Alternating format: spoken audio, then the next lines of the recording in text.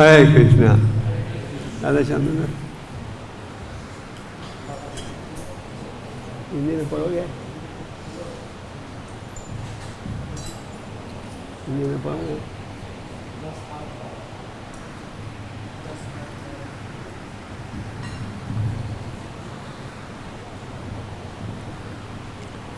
हरे कृष्ण। भक्तों का स्वागत। ओम नमो भगवते वासुदेवाय।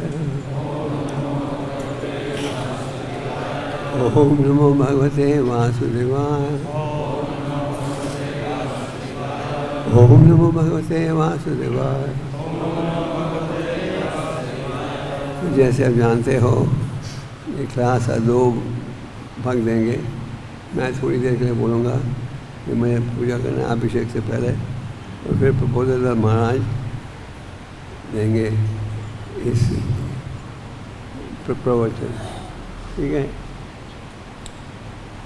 Shrimad Bhagavatam Canto 10, Chapter 8, Text 12.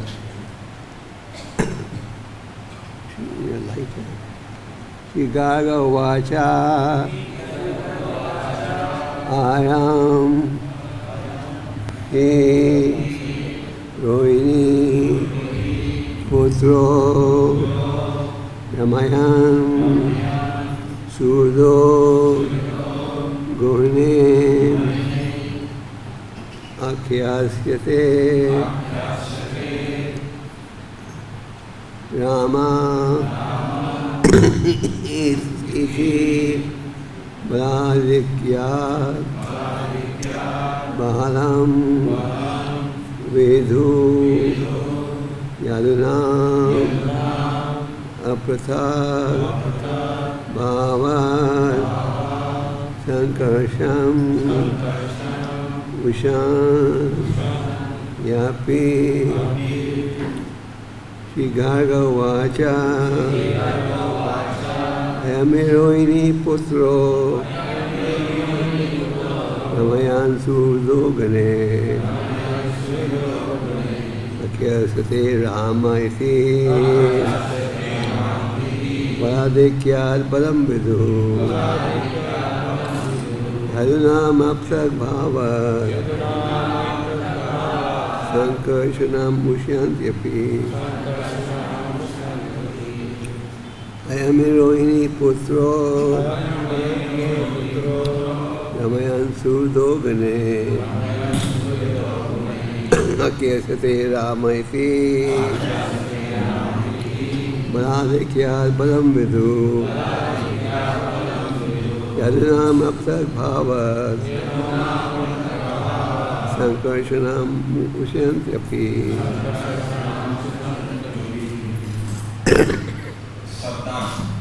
नहीं, कोई उच्चारण करेंगे? कोई उच्चारण करेंगे इसमें? टाइम कम हो इसलिए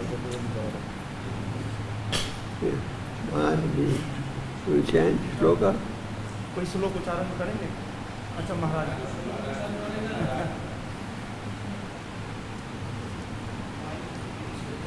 शब्द अर्थ। श्री गर्गमुनि ने कहा अयम यह निसंदेह रोहिणी पुत्र रोहिणी का पुत्र रामायण प्रसन्न करते हुए सुहृद अपने सारे मित्रों तथा संबंधियों को दिव्य गुणों से आख्यास्यते कहलाएगा। राम परम भोक्ता राम नाम से इति इस प्रकार बल आदित्या असागर बल होने से विदु बलम विदु बलराम नाम से विख्यात होगा। यदुवंश का अप्रथक आपसे प्रकट न हो सकने के कारण संकर्षण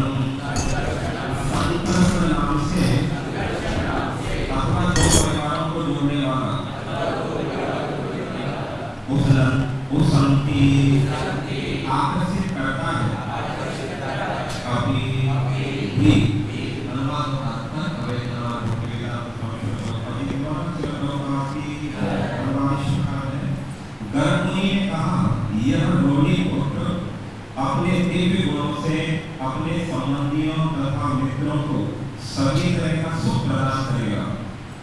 अतः यह राम कहलाएगा और असाधारण शारीरिक बल का प्रदर्शन करने के कारण यह बलराम भी कहलाएगा।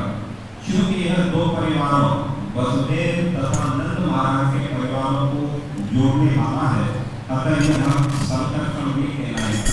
आप सभी दोहराएंगे।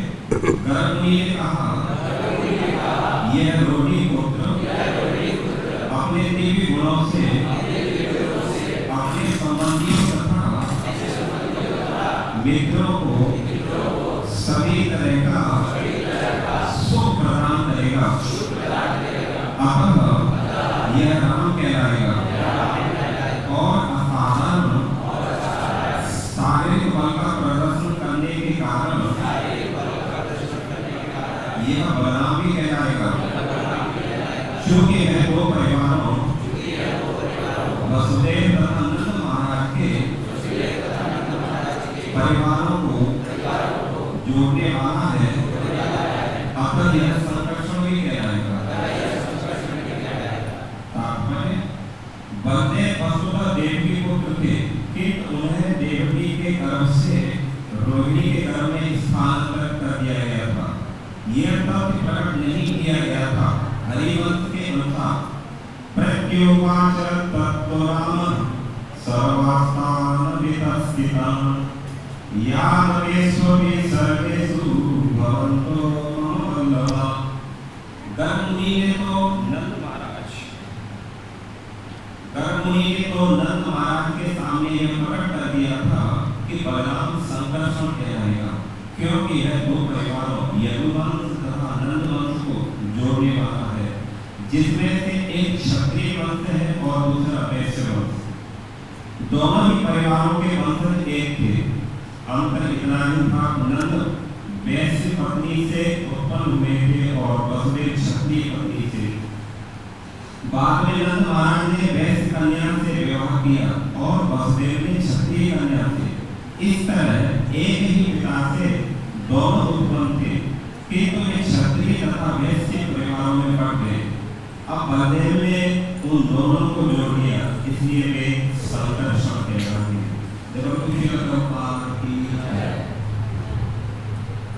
ठीक है, ऐसे आए श्रीवास, ठीक है, ऐसे ठीक है।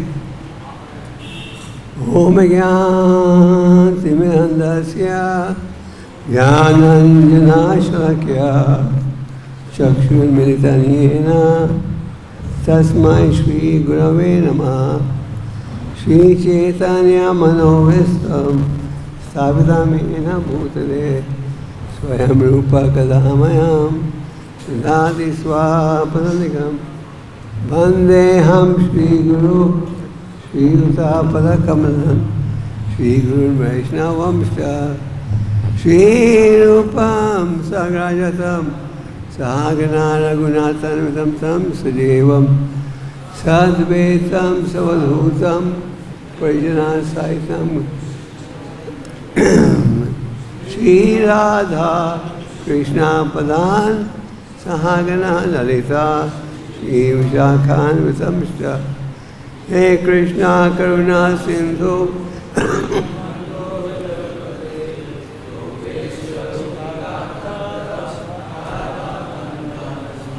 तप्त कांचन गौरांगी राधे वृंदावनेश्वरी विश्वभानुसुति देवी प्रणमामि हरिप्रिये। वाञ्छाकल्पतरुभ्यश्च कृपा सिन्धुभ्येव च पतितानां पावनेभ्यो वैष्णवेभ्यो नमो नमः। जय श्री कृष्ण चैतन्य प्रभु नित्यानंद श्री अद्वैत गदाधर श्री गौर भक्तवृंद। हरे कृष्णा कृष्णा कृष्णा हरे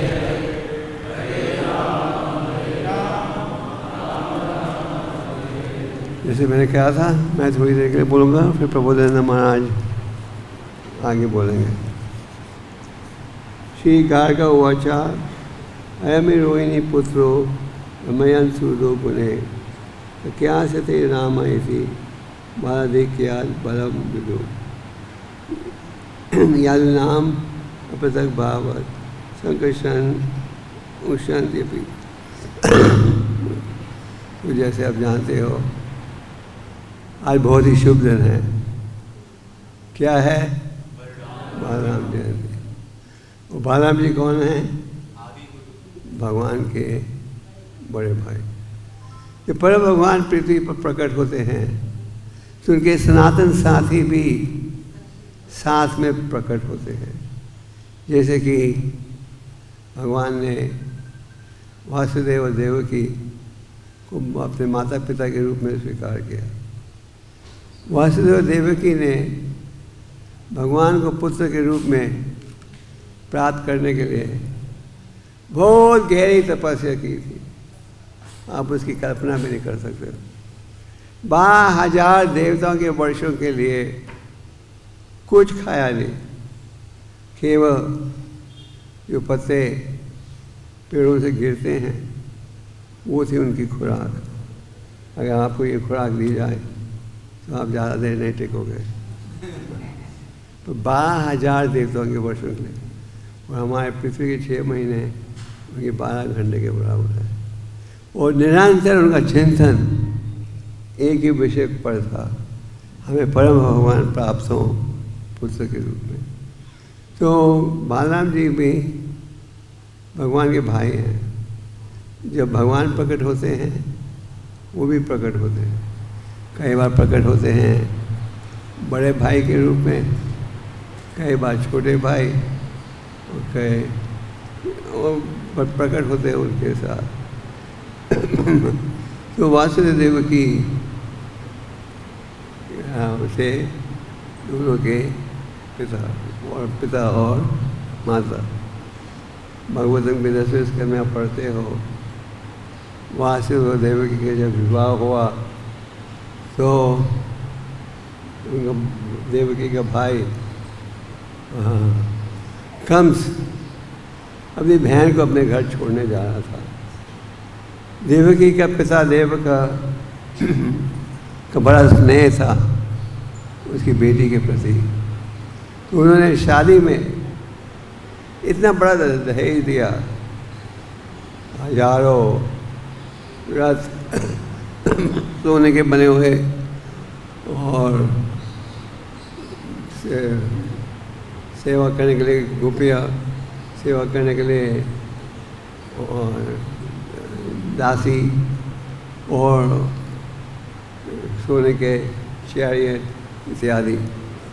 और कंस ने कहा मैं अपनी बहन को घर में छोड़ के आता हूँ।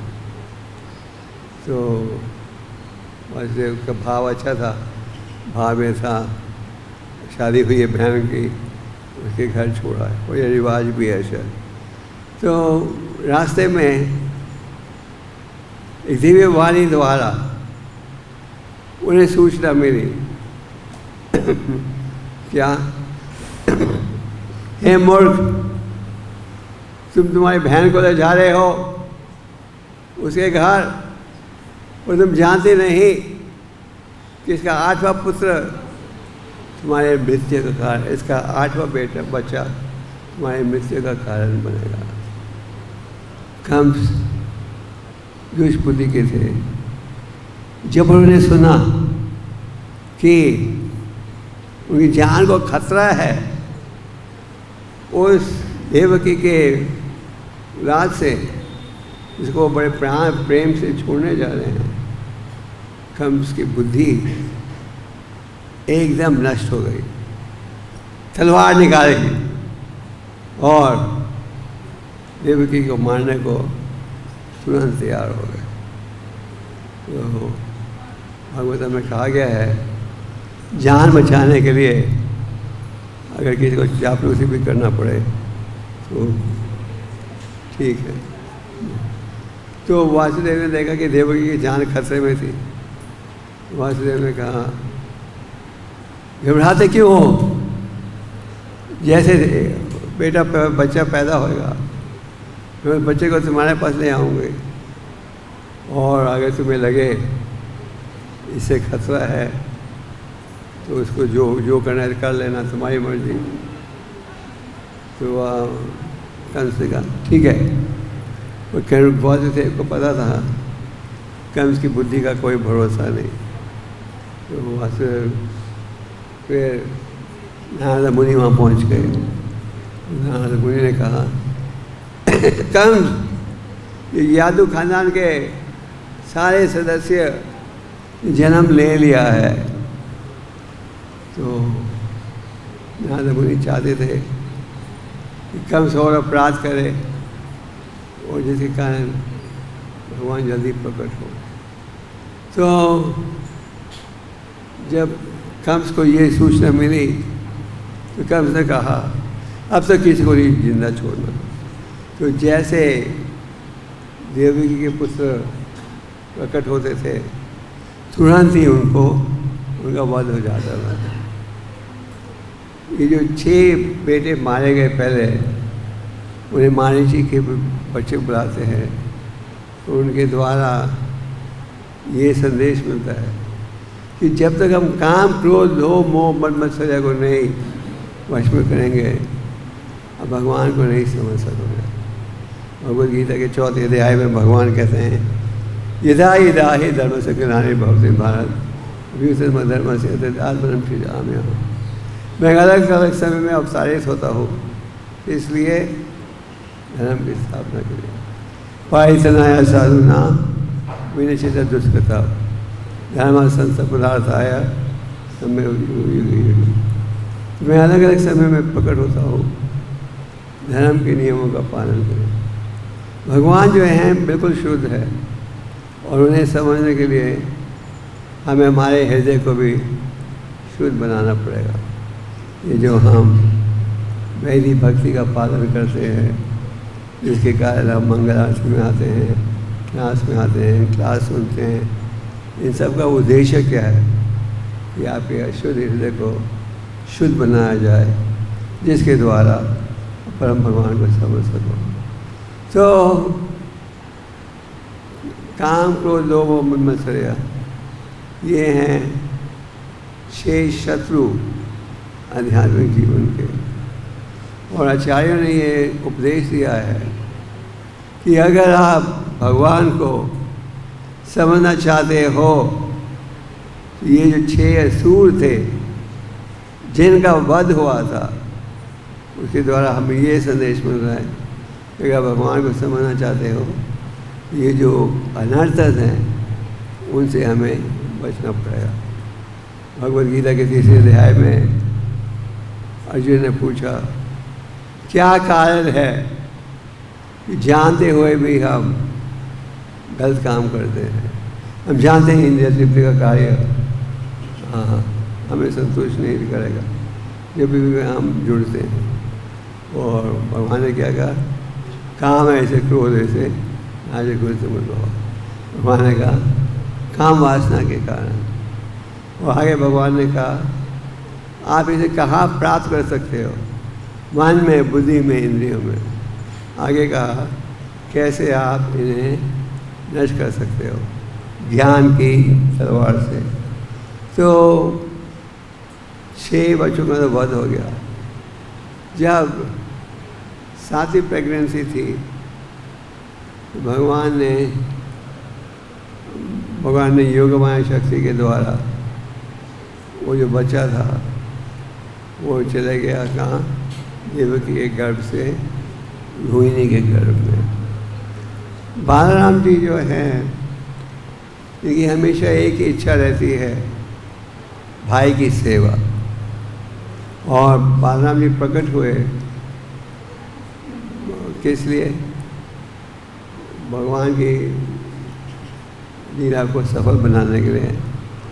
और भगवान बालराम जी तो ट्रांसफ़र हो गए थे रोहिणी के वूम में, तो फिर परम भगवान प्रकट हुए। दूसरे शब्दों में बालराम में जो मैल थी, काम, क्रोध, लोभ, मोह, मद मत्सर्य, उसको साफ कर दिया, फिर परम भगवान प्रकट हुए। तो बालराम जी जो हैं पहले गुरु भी हैं, उनके अनेक नाम हैं। जैसे आज के श्लोक में आपने पढ़ा, वह एक नाम है रोहिणी नंदन, जो क्योंकि वो रोहिणी माता के गर्भ से जन्म लिया था क्योंकि उन्होंने रोहिणी माता को माता के रूप में स्वीकार किया था। और जो व्यक्ति भगवान राम कृष्ण भगवान की शरण ले, वो अपना जीवन शांति से निभा सकता है।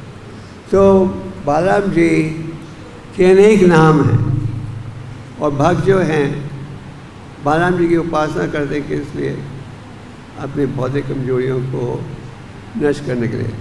हम बालाराम जी के द्वारा शक्ति प्राप्त होती है, तो भौतिक शक्ति नहीं।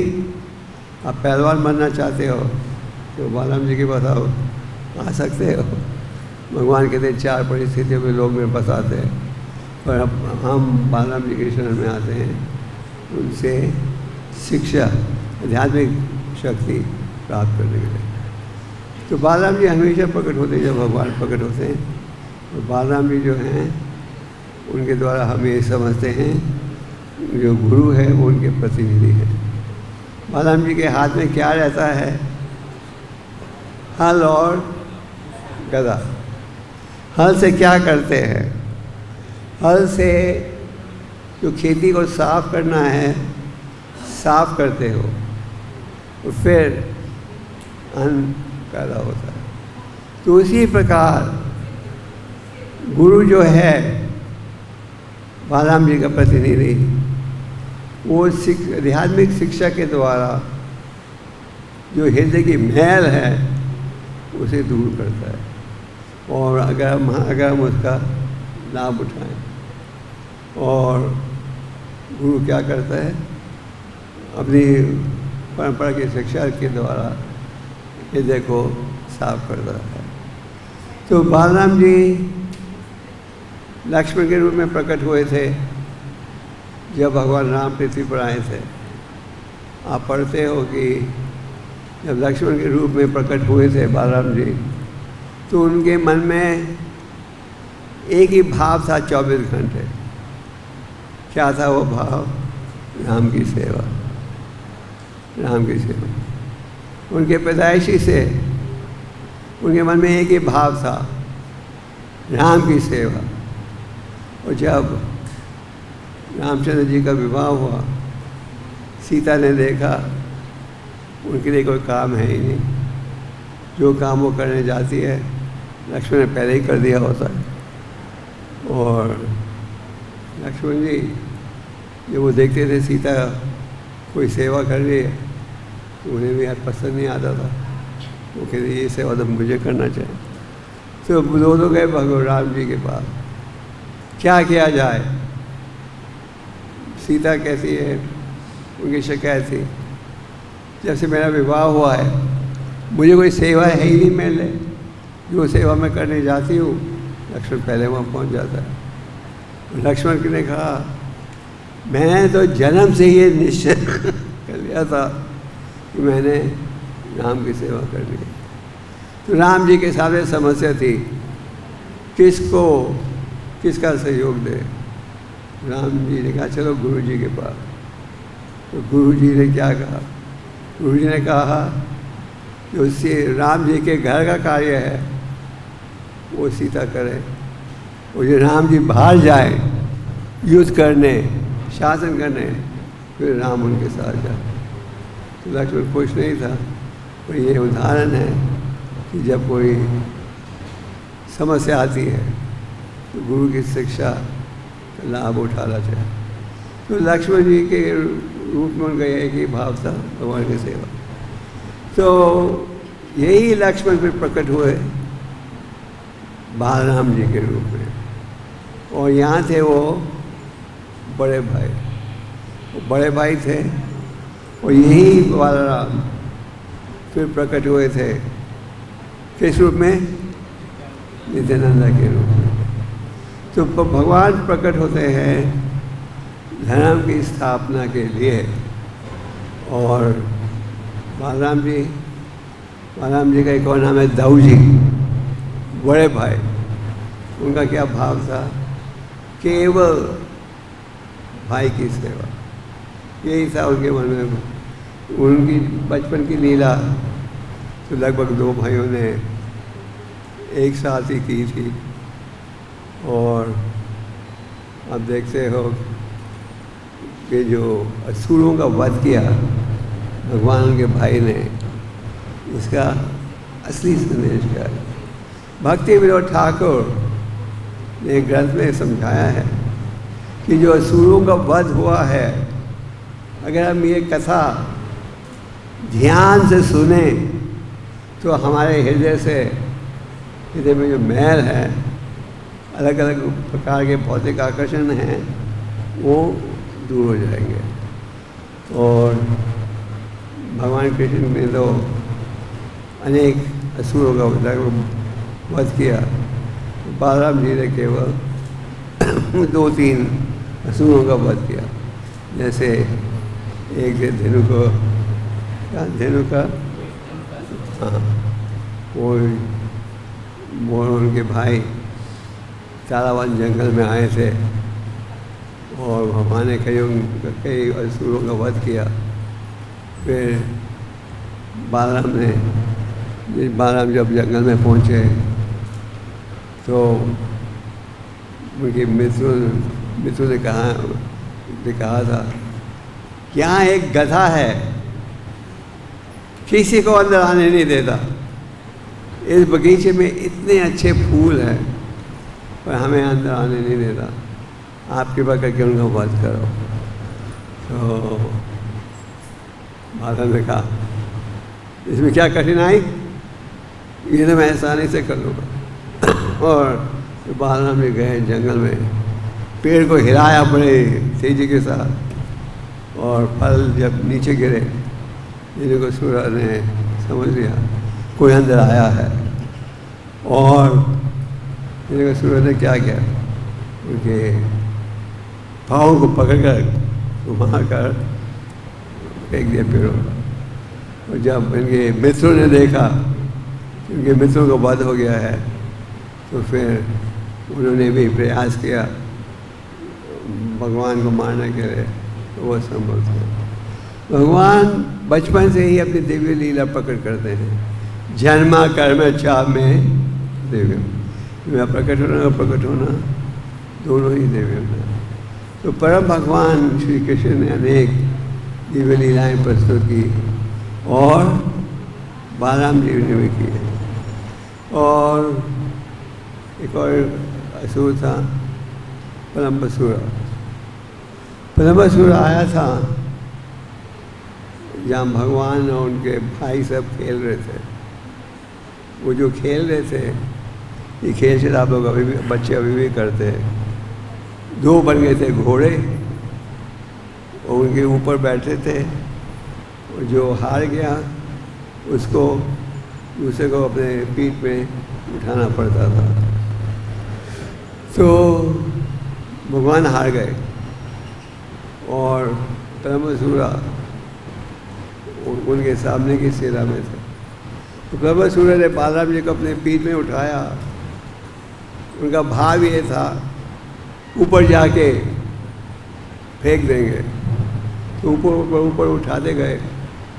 तो बालराम ने क्या किया, बालराम ने अपने शरीर को विस्तार करके इतना भारी बन गए, इतने भारी बन गए कि पलम्बसुर को छोड़ना पड़ा, उनकी मृत्यु हो गई। तो भगवान के लिए कोई कार्य असंभव नहीं। जब आप पढ़ते हो कि जैसे बाल लीला में जब एक दिन भगवान घर आए थे, तो माता ने कहा तुमने क्या मिट्टी खाई है, हमारे घर में क्या किसी चीज़ की कमी है। नंद महाराज के पास और 9 लाख गायें थी जो सजी हुई थी गहनों के साथ। तो पर बालराम चाहते थे कि भाई माँ उनके भाई को डांटे। उन्होंने क्या सूचना दे दी कि आज आपके बेटे ने मिट्टी खाई है। और जब भगवान घर लौटे माँ ने कहा मुंह खोलो और मुंह खोलो, देखा पूरे विश्व का दर्शन, पूरे ब्रह्मांड का।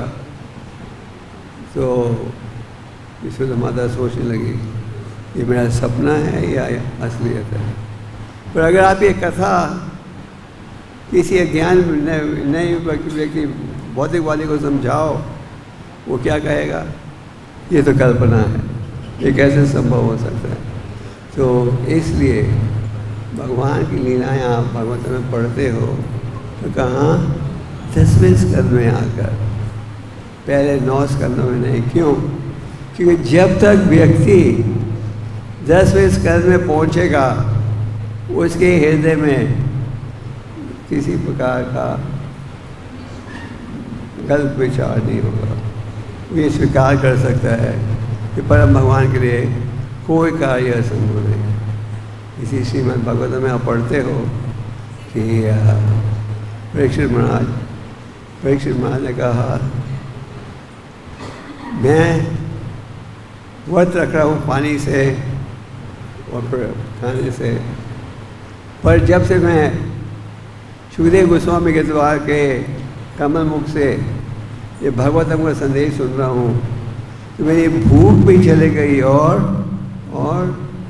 प्यास भी चले गई। आप गोवर्धन लीला में देखते हो कि जब ब्रजवासी गोवर्धन पर्वत को उठा रहे थे, सब के सब भगवान के चेहरे को ध्यान से देख रहे थे और उस समय के लिए ना उन्हें प्यास लगी ना भूख लगी।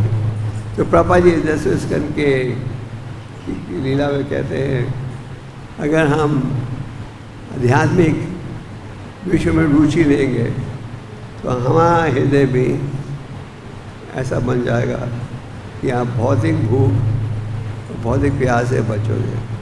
भौतिक भूख और भौतिक प्यास के कारण हम अनेक प्रकार के भौतिक कार्यों में जुड़ते हैं और अगर आप इनसे बचना चाहो क्या है उपाय? भक्ति योग। और जो व्यक्ति कृष्ण कथा सुने और सुनाए उसका सुनने वाले का भी लाभ है, सुनाने वाले का भी लाभ है, जो दूसरे व्यक्ति सुन रहे हैं उनका भी लाभ है। कृष्ण कथा में लाभ ही लाभ है।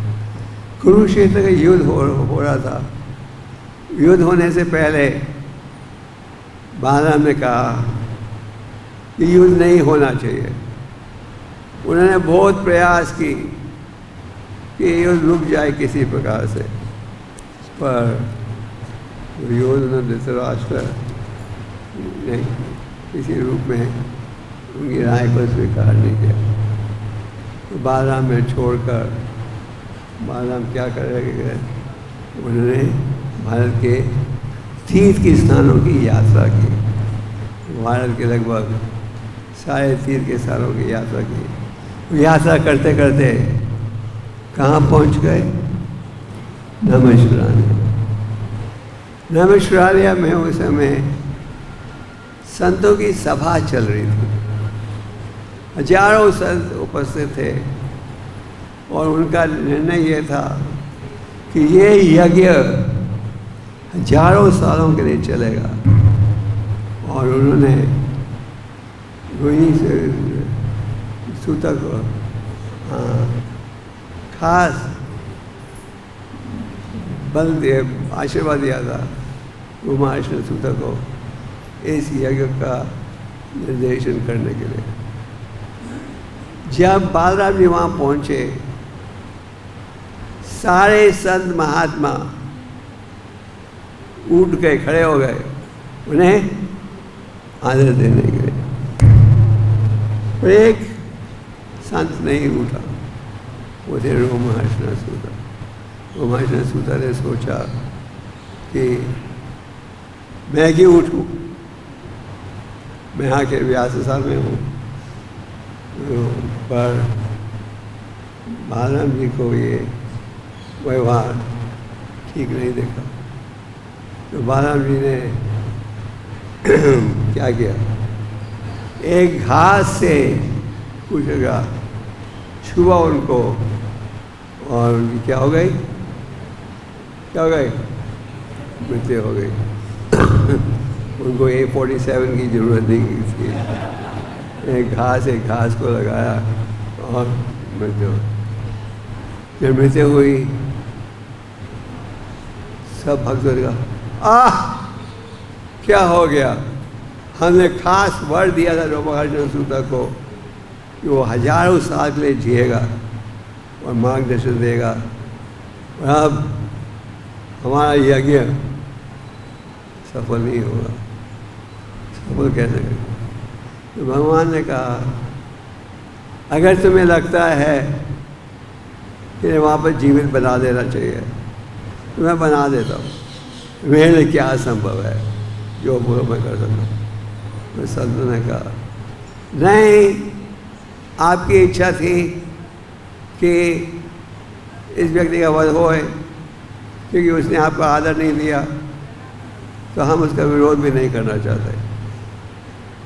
तो पर हम करें क्या भी, ये यज्ञ जो हम कर रहे हैं इसकी आयु हजारों साल है। अब लीडर के बिना हम कैसे करें? तो भगवान ने कहा नो प्रॉब्लम। भगवान के लिए कोई प्रॉब्लम है? भगवान का नो प्रॉब्लम। भगवान ने उनके बेटे को चुना। वो कहा बेटा बाप का प्रतिनिधि माना जाता है, तो भगवान ने वही जिम्मेदारी सौंप दी उनके बेटे को।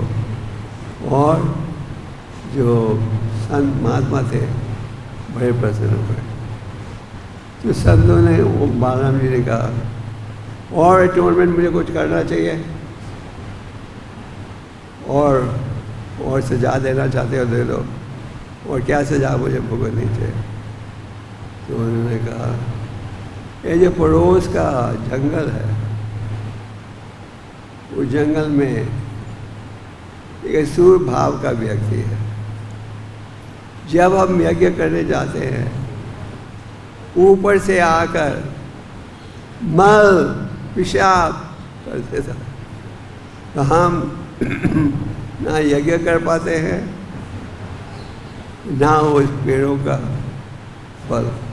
लगता है कि उन दिनों में अनेक पेड़ थे और बड़ा मीठा फल, पर हर वन में लगता है कोई असुर था। तो भगवान ने कहा, वो भक्त ने कहा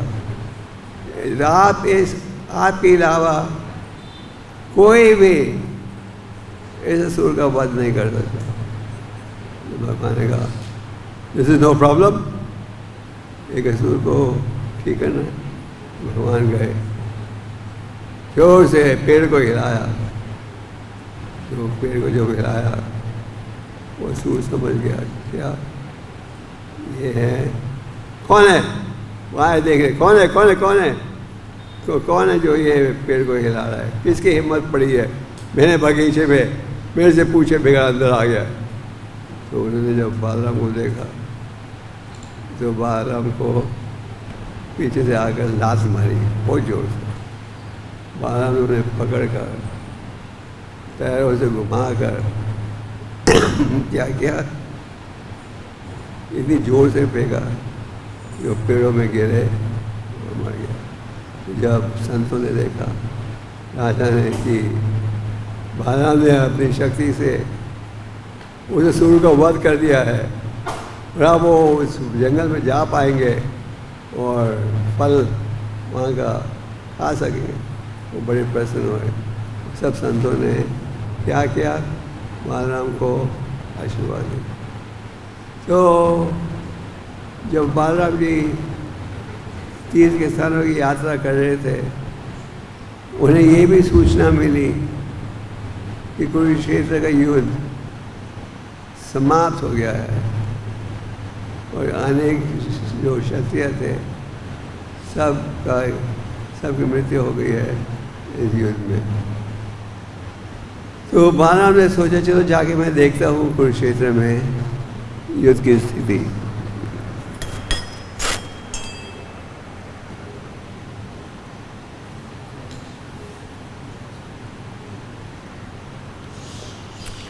बालाराम ने कहा मैं चलता हूँ देखने के लिए क्या है स्थिति। तो बालाराम जी उस युद्ध के मैदान में पहुँच गए। यहाँ की दुर्योधन और भीमसेन अपने गदे से युद्ध कर रहे थे। दुर्योधन ने इस कला को सीखा था किससे? बालाराम से। पर फिजिक ताकत ज़्यादा भीमसेन के पास थी। वो बालाराम जी को पता था किसी का विजय नहीं होगा। बालाराम जी पहुँचे वहाँ उस स्थान में जहाँ दुर्योधन और भीमसेन अपने गदे से क्लब से ये लड़ रहे थे। जब बालाराम जी वहाँ पहुँचे, युधिष्ठिर, सहदेव, नकुला घबरा गए। उन्हें लगा कि क्योंकि दुर्योधन बालाराम के शिष्य थे, उनसे इन्होंने कला की लड़ने की कला सीखी थी। शायद वो सोच रहे बालाराम जी आए हैं उनका सहयोग करने के लिए, इसका पर बालाराम जी ने देखा, बालाराम जी ने दोनों को कहा तुम्हें से किसी की विजय नहीं होगी, लड़ना बंद करो। एक ज़्यादा तेज है कला में और दूसरा तेज है ताकत में, तो किसी की विजय नहीं होगी। पर बालाराम ने देखा इतना जोश था इन दोनों में, उन्होंने बालाराम की राय को स्वीकार नहीं किया। फिर बालाराम जी छोड़कर चले आगे। तो बालाराम जी हम भगवान के बड़े भाई के रूप में, तो बालाराम जी के एक ही भाव रहता है, और वो क्या है? वो भाव ये रहता है भगवान की सेवा। और अगर हम कृष्ण बालाराम की शरण लें तो हमारे भक्ति के मार्ग में जो कठिनाइयाँ हैं उनसे भी हम मुक्त हो सकते हैं। प्रभुपाद जी जब अमेरिका आए, उन्होंने 10वें स्कंद का अनुवाद किया, क्योंकि प्रभुपाद जी ने जैसे कहा उन्हें पता नहीं था कब तक उनकी आयु रहेगी। तो प्रभुपाद जी ने 10वें स्कंद को सार रूप में प्रस्तुत किया है एक कृष्णा बुक के नाम पर। तो प्रभुपाद चाहते थे कि ये ग्रंथ प्रकाशित हो जाए। उस वक्त प्रभुपाद नए आए थे अमेरिका, और संस्था के पास धन नहीं था उस ग्रंथ को छापने के लिए। तो उन दिनों में हमारे प्रभुपाद जी ने अपने भक्तों को इंग्लैंड भेजा था प्रचार शुरू करने के लिए।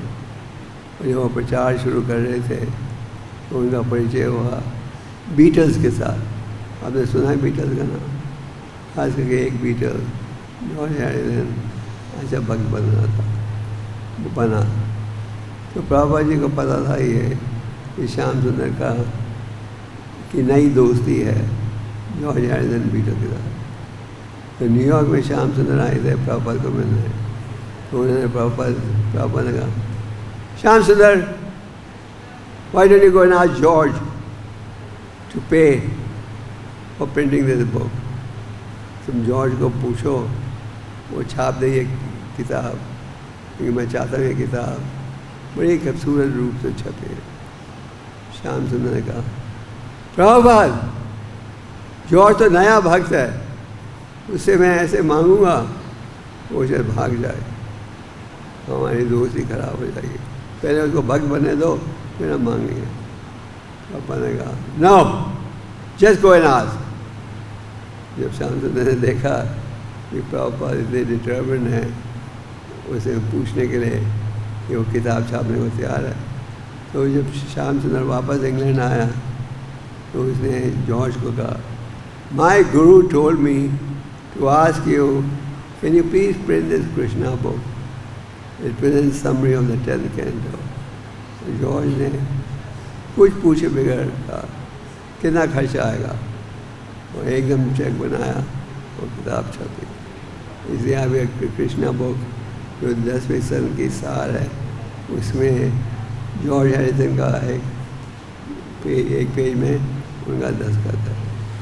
तो यही बालराम जी प्रकट हुए महाप्रभु के समय, किस रूप में? नित्यानंद के रूप में। तो भगवान के लिए कोई कार्य असंभव नहीं, और नित्यानंद जी के रूप में प्रकट हुए थे। उनका भाव क्या था? हमेशा महाप्रभु की सेवा। तो आज और बालराम को क्या बुलाते हैं? दाऊ जी। ये कहानी मैंने सुनी है, पता नहीं कितनी बोनाफाइड है। एक समय बालराम ने जो मोर है वो केवल भगवान कृष्ण अपने पगड़ी में लगाते हैं ना, तो बालराम ने कहा मुझे एक दिन के लिए कृष्णा बनने दो, अपना पीकॉक जो है उसको मेरे सिर में लगाने दो। भगवान ने कहा नो प्रॉब्लम, ये लो। और बालराम एक दिन के लिए कृष्णा जैसे दिखने लगे। तो कंस तो एक के बाद एक असुर को भेज रहा था भाइयों का वध करने के लिए। तो असुर चलने लगा था मथुरा के लिए। उसने पूछा कंस से, मैं पहचानूंगा कैसे कौन है कृष्णा? और मुझे भेज रहे उनके मारने के लिए। और कंस ने कहा एक ही व्यक्ति होगा जिसने वो पीकॉक को पहना होगा, तो पहचानना बहुत ईजी है। किसी जब असुर आया वृंदावन में, उसने देखा कि बालराम ने वो मुकुट लगाया हुआ है, उन्हें समझा ये कृष्णा है। तो बड़ी जोर से पाँव से मारा, जिसके कारण बालराम जी ऊपर हवा में गए और फिर वापस आए। तो बालराम ने कहा ये बड़ा खराब अनुभव था, और अपने आप मोर निकाल कर दे दिया वापस भगवान। तो बालराम जी की अनेक लीलाएँ हैं, और हमें इनमें रुचि लेनी चाहिए। और रुचि लोगे तो बहुत एक प्यास और भूख से बच सकोगे। हरे अभी महाराज आगे बढ़ेंगे। हरे कृष्ण। बालराम जी की, दाऊ जी की, और गौर प्रभु।